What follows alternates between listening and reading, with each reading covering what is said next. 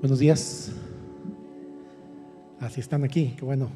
Me da gusto verles, hermanos. Gracias a Dios por la semana, gracias a Dios porque estamos aquí, porque Dios, si estamos vivos, como siempre he dicho, es porque todavía está trabajando con nosotros y tiene todavía propósitos en nuestra vida por hacer. El título del mensaje de esta mañana que Dios ha puesto en mi corazón es el que está viendo usted en pantalla. Se llama Todo va a estar bien. Y en la semana vi nuevamente con mi esposa esta película que se llama, me gusta más el título en español, se llama Quédate a mi lado, porque en inglés se llama La madrastra y como que no tiene nada que ver con lo que trata la película. Y no sé si usted ya la vio, es una película en donde una mujer llamada Jackie, que interpreta a Susan Sarandon, tiene a sus hijos, ya se separó de su esposo, y su esposo tiene una nueva novia que es Julia Roberts, imagínense, su nueva novia Julia Roberts ahí. Y Julia Roberts quiere ganarse el cariño de los hijos. Y entonces, pues obviamente, pues entran como que en disputa, se encuentra con el desdén de Jackie, la mamá, hasta que tiene un diagnóstico médico que le recetan un cáncer terminal. Y entonces cambia la situación porque entonces ahora tiene que ver por sus hijos que están pequeños, por sus hijos que todavía necesitan cuidados, necesitan provisiones. Y entonces la película trata, esa es la historia, no se las cuento, por si usted no la ha visto, no se las quiero spoilear, pero se muere al final. No, no es cierto. No, pero véanla, está bonita. Pero quiero que pensemos nosotros, hermanos, si nos pasara lo mismo, no estoy diciendo que nos vaya a pasar, pero si nos diagnosticaran con una enfermedad terminal y al final tenemos que decidir a quién encargarle a nuestros hijos. Imaginemos que nuestros hijos están pequeños todavía, porque si ya están grandes como que cambia la situación, pero si están pequeños y necesitan todavía cuidado, necesitan provisión, necesitan guía, ¿a quién le dejarías encargado tu papel de padre o tu papel de madre? ¿Sería algo fácil por hacer, hermanos? ¿Sería algo sencillo? ¿Sería algo rápido? ¿O te tomarías tu tiempo y empezarías a ver las mejores opciones para dejarlo en las mejores manos? ¿Saben qué, hermanos? Hace tiempo, hace casi 2000 años, más de 2000 años, surgió una pregunta en el cielo. Y la pregunta fue, ¿quién va a ser el papá de Jesús? ¿A quién le vamos a encargar tremenda tarea? Imagínate a Dios Padre pensando en quién de los humanos tomaría el rol de papá de Jesús. Este es el relato de cómo nació Jesús, el Mesías. Su madre María estaba comprometida para casarse con José, pero antes de que la boda se realizara, mientras todavía era virgen, quedó embarazada mediante el poder del Espíritu Santo. José, su prometido, era un hombre justo y no quiso avergonzarla en público. Por lo tanto, decidió romper el compromiso en privado. Mientras consideraba esa posibilidad, un ángel del Señor se le apareció en un sueño.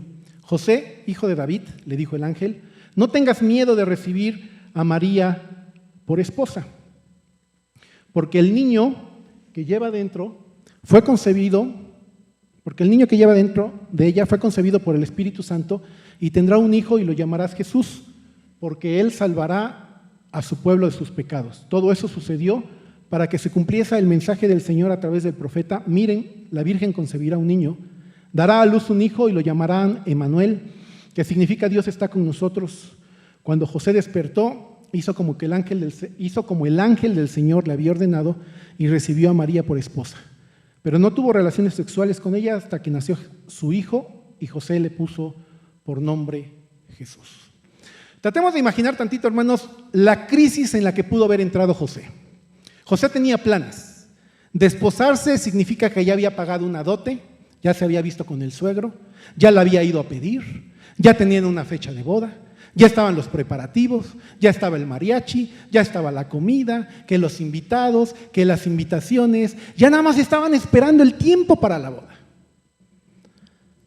Y sucede que María le dice que estaba embarazada y que era del Espíritu Santo, cosa que nunca ha pasado y nunca volverá a pasar.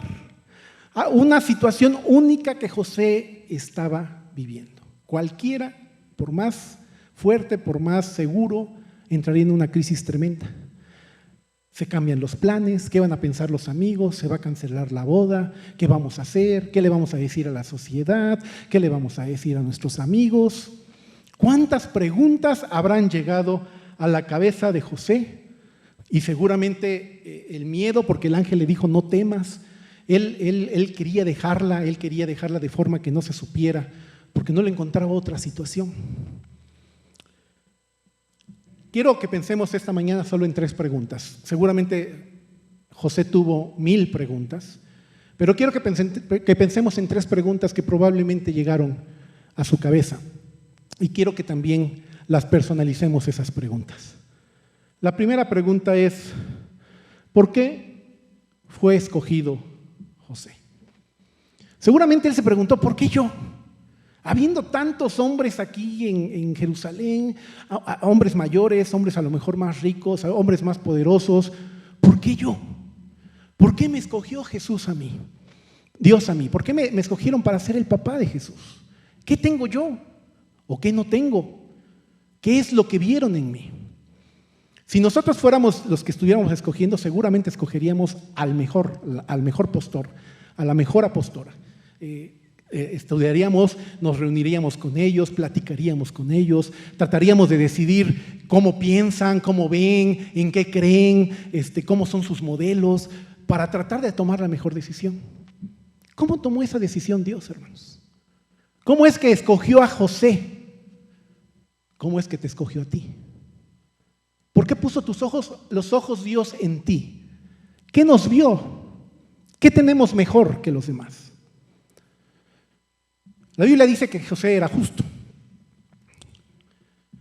Justo significa que él aplicaba la ley que estaba escrita. ¿Y qué decía la ley? La ley decía que si una mujer salía así embarazada, cuando estaba desposada, ¿saben cuál era el castigo, hermanos? Tenía que morir, y morir apedreada junto con la persona que le hizo el favor de salir embarazada. Los dos tenían que salir y morir apedreados. José era justo, dice, pero no quería avergonzarla y quería cargar él con toda la culpa. Es decir, dijo, seguramente amaba mucho a María, seguramente no se explicaba lo que pasaba, pero no quería que María sufriera tal afrenta. Y él quería cargar con la culpa y él se quería ir. Por eso dice la Biblia que era justo. Él quería huir, quería que toda la gente en el pueblo dijera, ay, José nada más dejó a María embarazada y quién sabe a dónde se fue. Él quería cargar con la culpa. Por eso dice la Biblia que era justo. Por ahí una hermanita dice, justo lo que yo necesito. No, pero es justo en cuestión de que él quería aplicar la ley, pero también quería aplicar la misericordia. Siempre nos han dicho, hermanos, que Dios nos ama, que Dios tiene un plan para nosotros, que Dios, el que estemos acá no es casualidad, el que tú estés esta mañana tampoco es casualidad, el que Dios te haya seleccionado no es algo al azar. La Biblia nos habla que Él nos escogió desde antes de la fundación del mundo. Y que tiene un propósito para nosotros, y ese propósito, hermanos, seguramente no es levantarte, irte a trabajar, regresar, comer, bañarte, dormir y al otro día volverte a ir a trabajar. Ese no es el propósito, seguramente. Dios tiene un plan para cada uno de nosotros, pero ¿sabes qué? Que a veces no creemos ese plan. No nos creemos esa situación de que Dios esté trabajando con nosotros, de que somos una pieza clave en ese tremendo rompecabezas que Dios está creando desde toda la historia de la humanidad, que tenemos una función, que tenemos a alguien a quien hablar, que tenemos a alguien a quien ayudar, que tenemos a alguien a quien animar, y que tú, desde antes de la fundación del mundo, Dios dice que hizo cosas para que nosotros, trabajó obras para que nosotros anduviéramos en ellas.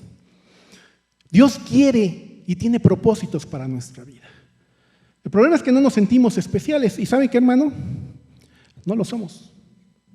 José tampoco era alguien especial, porque Dios no escoge con base como nosotros al mejor. Siempre lo hemos dicho, que Dios no escoge a los capacitados, sino que capacita a los escogidos. ¿Qué nos dice 1 Corintios capítulo 1, versículo 27 y 28? Dice, y siempre es bueno, hermanos, darnos un baño de realidad, ¿verdad? Porque a veces se nos olvida por qué fuimos escogidos, de dónde Dios nos llamó. Dice 1 Corintios capítulo 1, versículo 27 y 28, recuerden, amados hermanos, que pocos de ustedes eran sabios. Nadie aquí ha ganado un Nobel, ¿verdad, hermanos? Nadie, a no ser que lo tenga muy callado. A los ojos del mundo no éramos sabios, o poderosos. La mayoría de nosotros ni siquiera nos obedecen en nuestras casas. O ricos. Bueno, vamos al día, ahí vamos, poco a poco. Nadie de nosotros aquí se puede jactar que ya tiene dinero para 3 o 4 generaciones. Por eso no nos llamó, dice. También dice los versículos 28, en cambio, Dios eligió lo que el mundo considera ridículo. El mundo nos considera ridículos, hermanos, y a veces no lo queremos aceptar, pero sí, hermanos, a veces ante el mundo no éramos nada, nadie. El mundo a veces hasta ni en el fútbol nos escogía, solo de portero, pero Dios sí nos escogió. Y escogió cosas que no tienen poder. Eso somos, hermanos, no tenemos poder. Dios escogió lo despreciado por el mundo y lo que se considera como nada. José tampoco tenía nada especial. No era el más sabio. Había hombres más sabios. Había unos sabios del oriente por ahí que lo fueron a visitar y ninguno de ellos fue papá de Jesús. No era el más sabio, hermanos, sin embargo, se le dio la gran misión de enseñar las Escrituras al Dios que todo lo sabe. Porque si tú crees que Jesús traía un chip aquí ya integrado en donde ya se sabía todas las Escrituras, no. La palabra de Dios nos dice que Él se despojó a sí mismo tomando forma de hombre, haciéndose semejante a los hombres. Es decir, nació al igual que tú, al igual que yo, como un bebé. Tuvo que aprender a comer, tuvo que aprender a caminar, tuvo que aprender a hacer todo lo que nosotros aprendemos, a hablar, y tuvo que aprender las Escrituras. ¿Y sabes quién? ¿Quién fue el maestro? José, su papá. No era el más sabio, pero se le había encargado instruir a Jesús en las Escrituras. En el pueblo hebreo es muy claro que el papel de sacerdote es el papá, no la mamá. Luego en la cultura mexicana a veces se ha tomado el rol de la mamá, que es el que tiene que enseñar a los hijos, pero bíblicamente, hermano, el hombre es el sacerdote. Nosotros tenemos la responsabilidad de enseñar a nuestros hijos las Escrituras.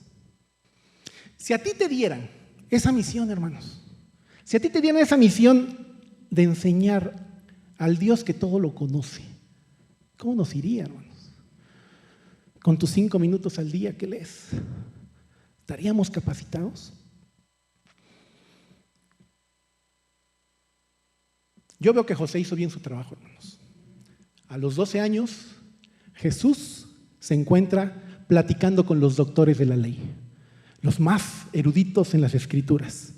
Y dice la Biblia que estos eruditos de las Escrituras se asombraban de su inteligencia.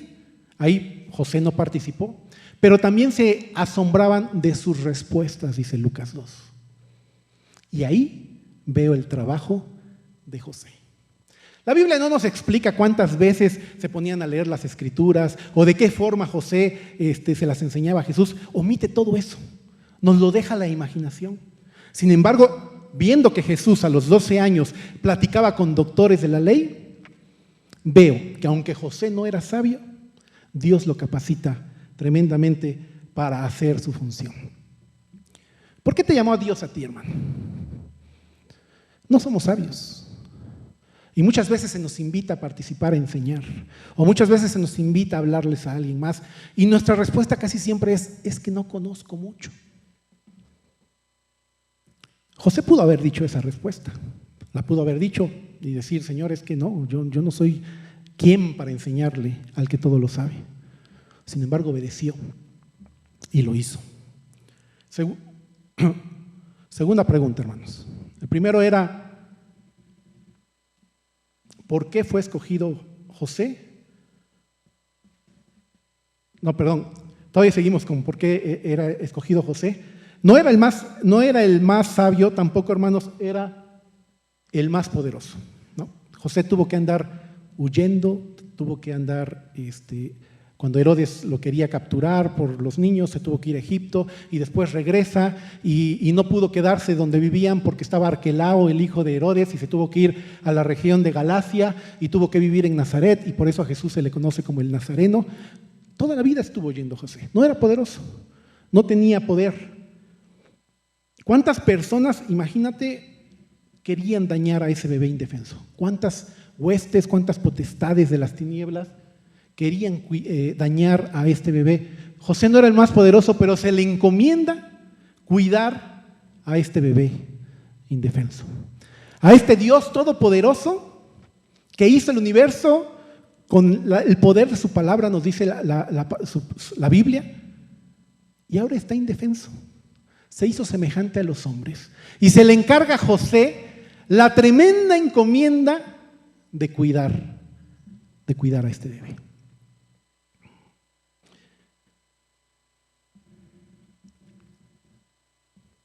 Yo veo que hizo un buen trabajo José. Vemos a Jesús más tarde hablando, caminando, testificando, y lo vemos muy sano, lo vemos bien. Hizo bien su trabajo José. Ya no vemos a José después en las Escrituras, pero vemos que hizo bien su trabajo. No sé cuántos peligros y cuántas cosas nos oculta la Biblia y no nos dice, pero seguramente José se las vio muy difíciles en el cuidado de ese bebé, pero salió adelante. Tampoco, hermano, como dice este versículo, que no somos ni sabios ni somos más poderosos, José tampoco era el más rico, no era el más rico de ese tiempo. Es más, creo que era de los hombres más pobres que existían. La Biblia nos dice que cuando ellos llevaron a presentar a Jesús ante el templo, ni siquiera les alcanza, la ofrenda que tenían que llevar era un corderito. Y no les alcanza ni siquiera para llevar un corderito, tienen que llevar unas tórtolas, unos pichones. Eso es para lo que les alcanzó cuando fueron a presentar a Jesús. La Reina Valera nos traduce que José era carpintero. La palabra original, hermanos, en el griego es tecton. Y se nos ha dicho por tradición y se nos ha traducido que se dedicaba a la carpintería. Sin embargo, el término, si tú lo traduces así literal, es constructor. Y como antes las casas eran de madera y trabajaban la madera para hacer las casas, por eso es que le pusieron carpintero. Pero si quieres ponerlo más literal, José era un constructor, se dedicaba a construir casas. La mayoría de los hombres en ese tiempo se estaba construyendo el palacio de Herodes Antipas. Y la mayoría de los hombres en ese tiempo estaban trabajando en ese palacio. Lo más probable es que José también trabajaba en la construcción de ese palacio. Y si te das cuenta, hermano, Jesús en sus parábolas, en sus mensajes, nunca utiliza algo referente a la carpintería. Nunca pone un ejemplo en base a la carpintería. Pero sí pone muchos ejemplos en base a la construcción. No sé si te acuerdas de alguno. Él dice que nuestra casa debe estar cimentada en la roca. Habla de los cimientos. Él dice que ¿quién se puede poner a construir una torre sin antes ponerte a pensar si te va a alcanzar? Para que no seas una burla. Él habla que de la piedra que desecharon los edificadores vino a ser la piedra angular, esa piedra que se pone primero en los cimientos y que a partir de ahí se ponen todas las demás piedras. Yo veo en José, hermano, mucha influencia. Yo veo en Jesús, mucha influencia por parte de José. No era el más rico, pero pudo heredar a Jesús un oficio. Bien, ahora sí. Primera pregunta es ¿por qué fue escogido José? Segunda pregunta, ¿para qué fue escogido José? ¿Para qué fuiste escogido, hermano? ¿Para qué fue escogido José? Hay algo que este pasaje nos debe dejar muy claros, hermanos, y es que solo somos parte de un plan. Tú y yo, hermanos, somos parte de un plan eterno.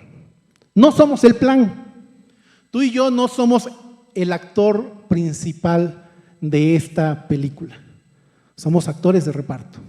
Se nos ha encomendado cierta actividad por hacer, cierta misión. No somos nosotros el plan. José lo entendió muy bien. Él no era el plan, él es parte del plan.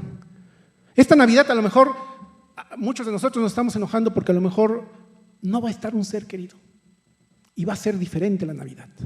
Esta pandemia puede en muchos hogares cambiar el significado de la Navidad. O puede estarnos enojando porque ya subió todo mucho y la cena no va a estar tan rica como otros años. O los regalos no, es más, a lo mejor ni alcanza para regalos. Pero ¿sabes qué, hermano? No es tu fiesta. No es tu fiesta. Es su fiesta. Y a veces nosotros queremos agarrar ese papel principal. Y cuando nosotros ponemos el yo, nos vamos a frustrar, hermanos. Porque tenemos que aprender a José. Su silencio en las Escrituras, muy poco es mencionado. Por eso es uno de mis personajes favoritos. Pero su silencio me da a entender que él supo que él no era nada del personaje principal. Él simplemente era un actor de reparto. ¿Para qué fue escogido José? Dice el mismo pasaje de 1 Corintios. Recuerden, amados hermanos, que pocos de ustedes son sabios a los ojos del mundo, o poderosos o ricos cuando Dios los llamó. ¿Por qué escoge Dios lo ridículo? Sigue diciendo el pasaje, para avergonzar a los que se creen sabios. ¿Por qué escoge Dios lo que no tiene poder? Para avergonzar a los poderosos. ¿Por qué escoge lo despreciado por el mundo y lo que se considera como nada? Para convertir en nada lo que el mundo considera importante. José no era más sabio, hermanos, ni el más poderoso, ni el más rico. Pero aún él hizo algo que nadie ha hecho: cambiarle los pañales al Dios Todopoderoso.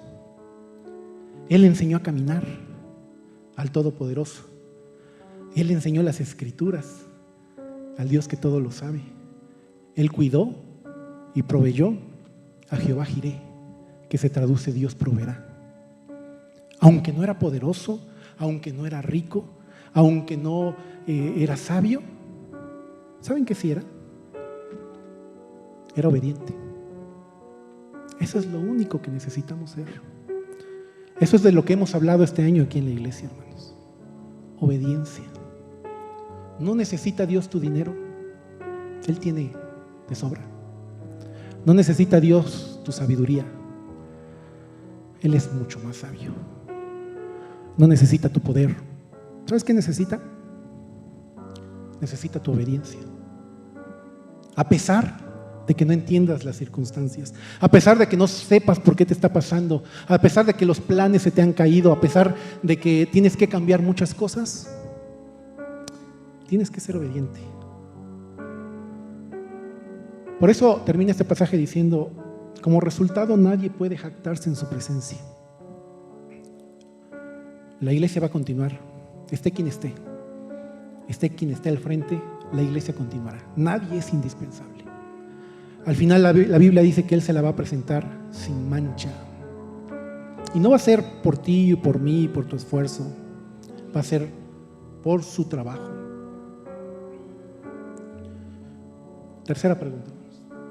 Con esta terminamos. ¿Cuándo? ¿Cuándo fue escogido José? ¿Cuándo fuiste escogido tú, hermano? ¿Cuándo fue el momento que Dios puso los ojos sobre ti?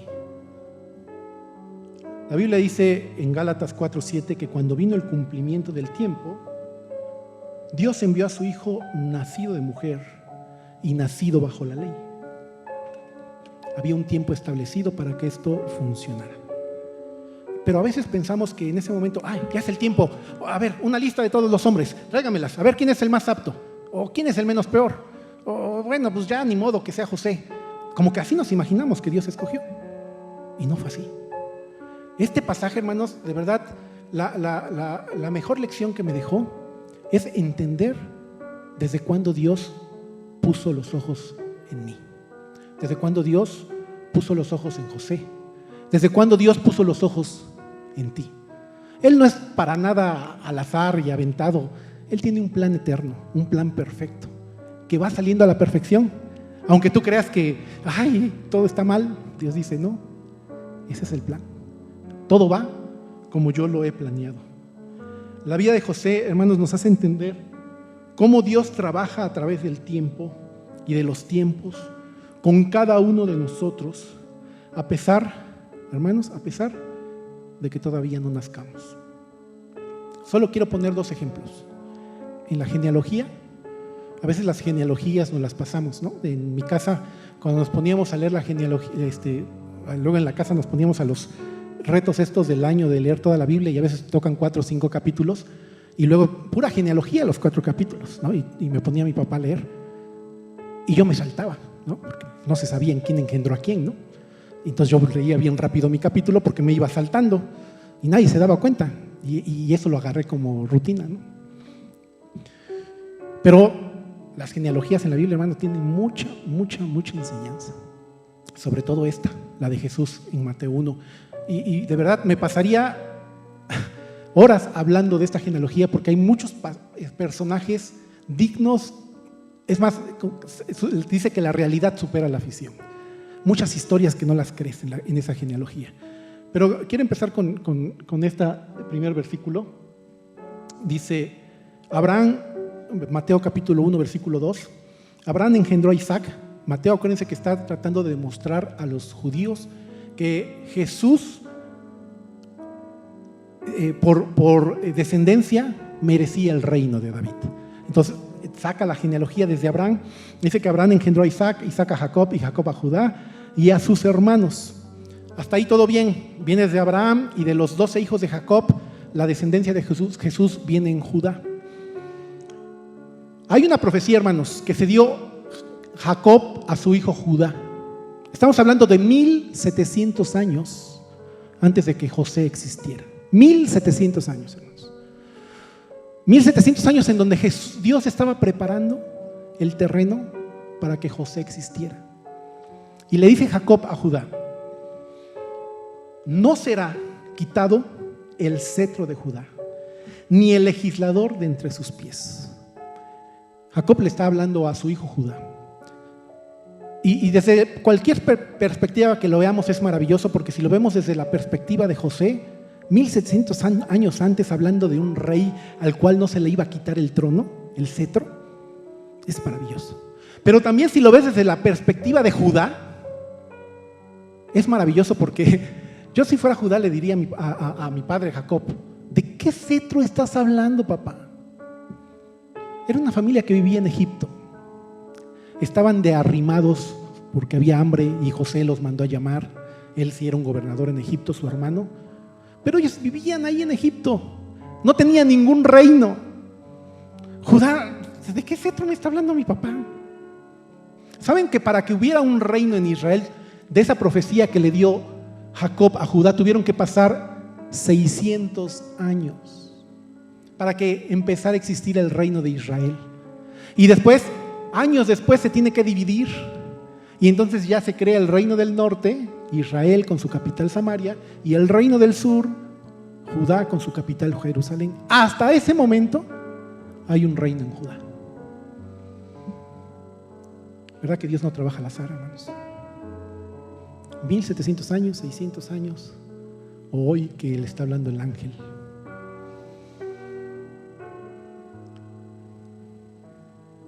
Segundo versículo de la genealogía. Y ese está en el versículo 11. Ya llegó hasta todos los reyes de Judá, la genealogía, y termina con los últimos reyes que gobernaron Judá. Josías engendró a Jeconías y a sus hermanos en el tiempo de la deportación a Babilonia.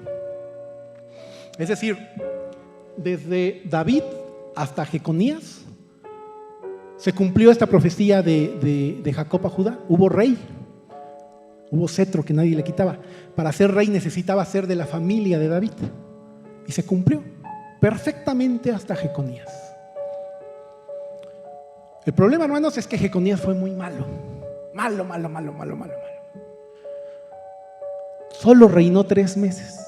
3 meses y entonces llega Nabucodonosor y se los llevan cautivos. Jeremías da una profecía en contra de Jeconías, que más que profecía yo diría una maldición.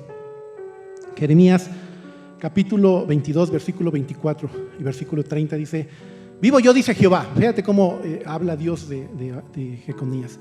Que si Conías y Jeconías es el mismo, nada más que Conías era para los cuates, yo creo, porque Jeremías a lo mejor se llevaba mejor con él, pero es la misma persona.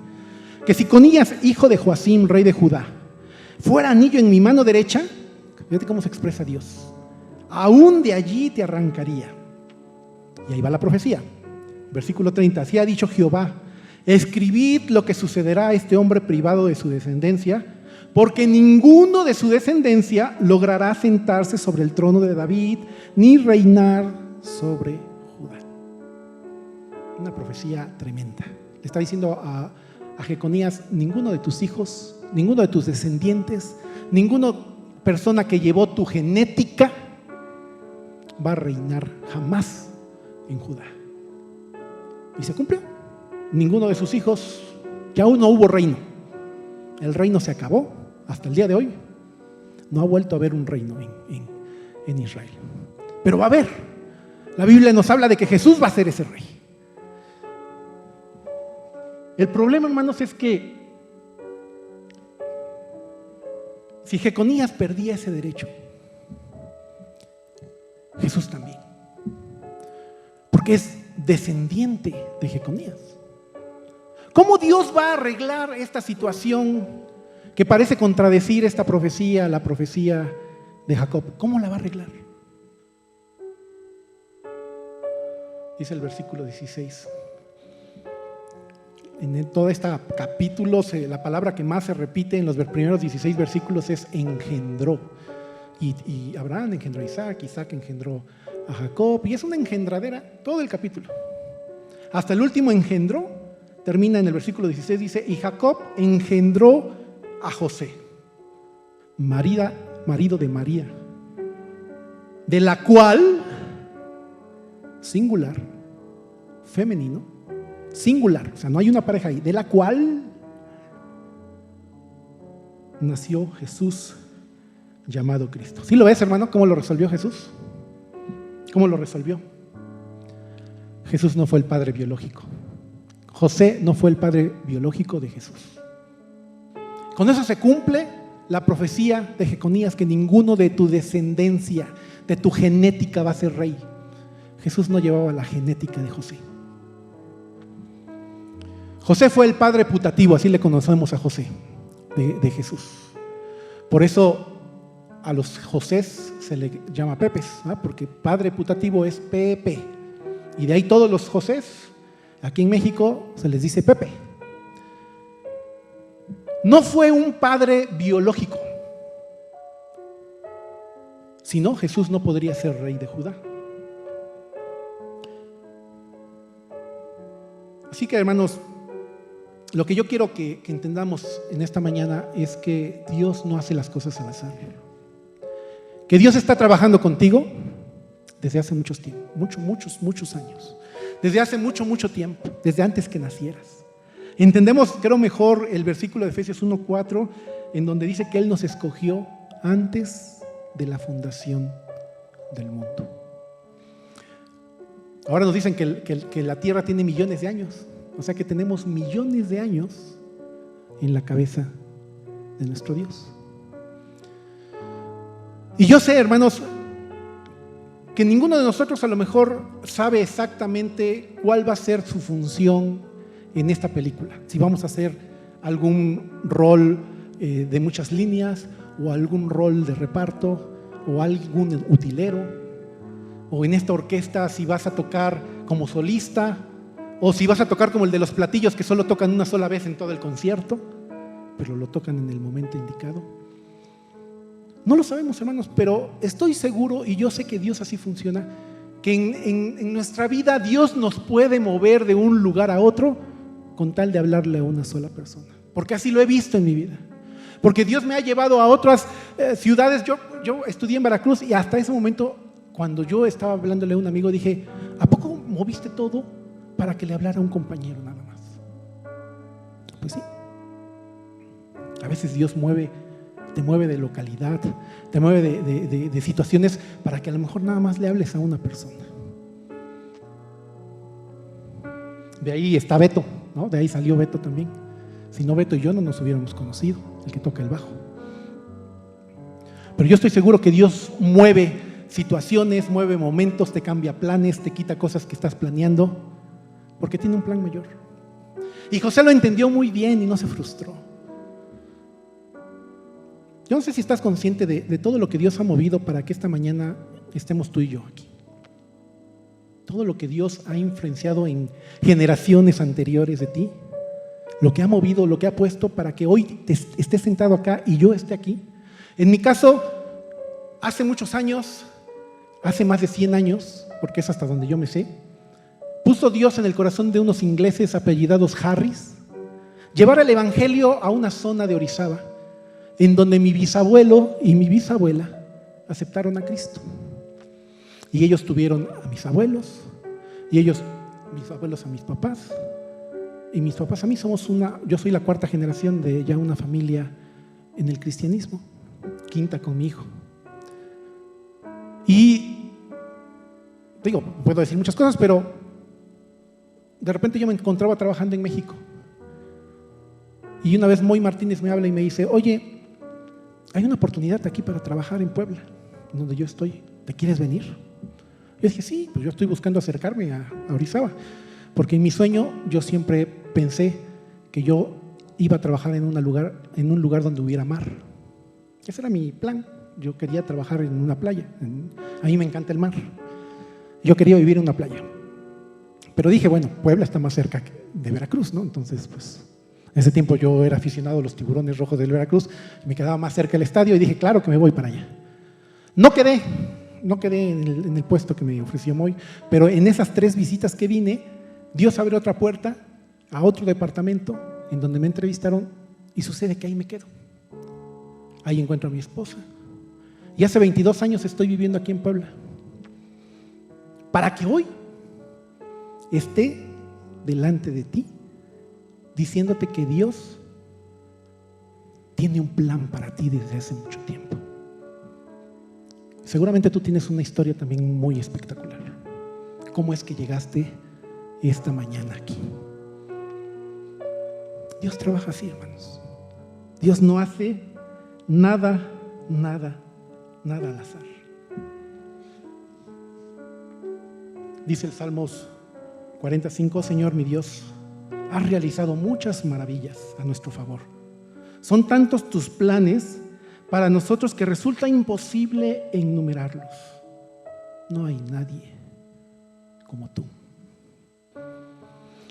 José tuvo muchas dudas y es probable que haya muerto con muchas dudas, hermanos. La Biblia nos deja de hablar de él. No sabemos qué le pasó. Suponemos que murió cuando Jesús era joven. Pero seguramente tuvo muchas preguntas. ¿Por qué tuvo que nacer en un pesebre si es el Rey de Reyes? ¿Por qué tengo que huir a Egipto? ¿Por qué tengo que trabajar de constructor si Él es dueño del universo? ¿Por qué no pues nos aminora un poquito y somos un poquito ricos? Muchas preguntas seguramente pasaron por su cabeza, como seguramente tienes muchas preguntas también. ¿Por qué soy viuda? ¿Por qué soy huérfano?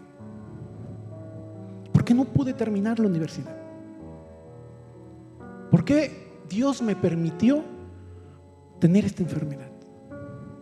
¿Por qué Dios tocó a mi familia con el dolor de una pérdida? Seguramente también tienes muchas preguntas, hermanos.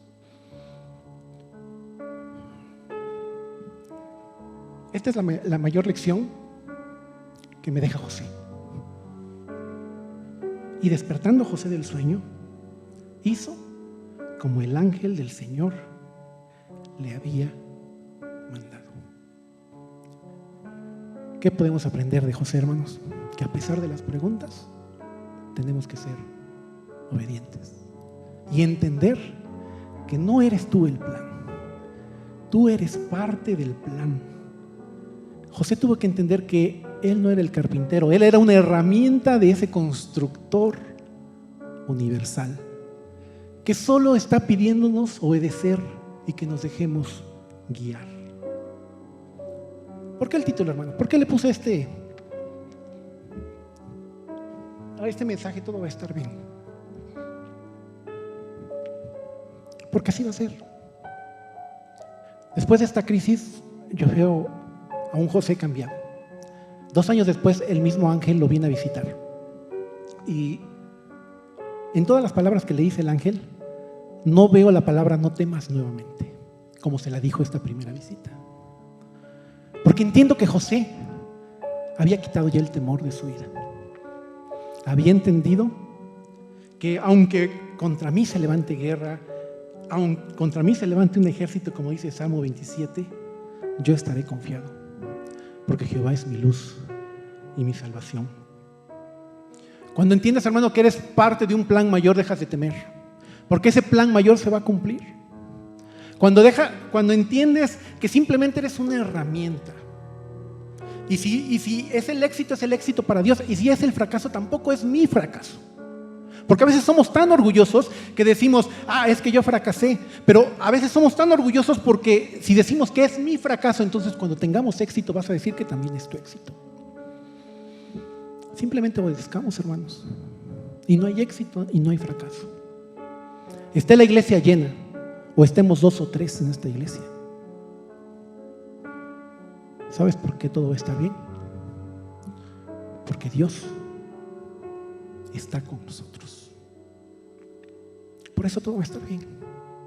No porque eres sabio, no porque eres poderoso, no porque eres rico. Todo va a estar bien. Porque Dios se llama Manuel. Porque Él está a nuestro lado. Y porque estará siempre con nosotros. Terminamos, hermanos. Vamos a orar. Que tengan una excelente semana.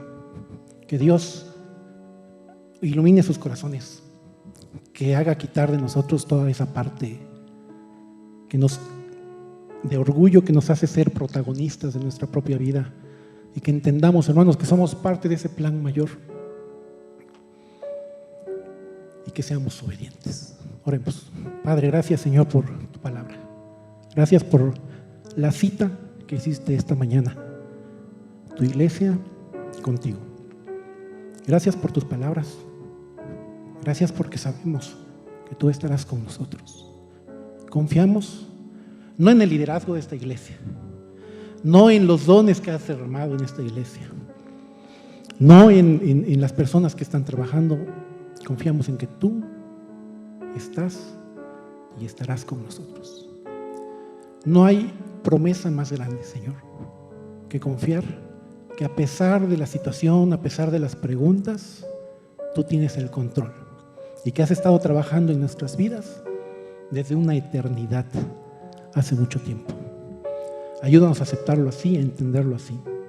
Danos una buena semana, Señor, y ayuda a nuestras hermanas en el retiro a regresar con bien. Todo esto te lo pedimos en Cristo Jesús. Amén.